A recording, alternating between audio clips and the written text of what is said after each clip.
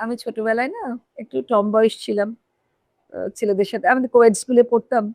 তো ছেলেদের সাথে মারামারি থেকে শুরু করে মানে ছেলেরা যে ছেলে একটা আলাদা হুম, সেটা আমরা কখনো ভাবিনি। হুম, তো এখনো ভাবি না।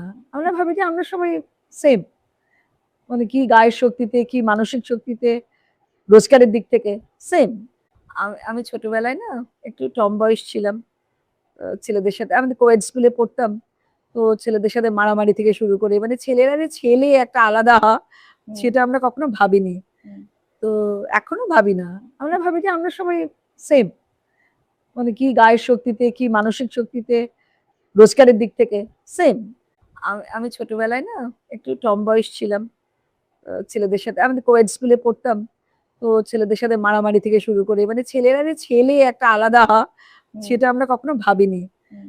তো এখনো ভাবি না। আমরা ভাবি যে আমরা সবাই সেম।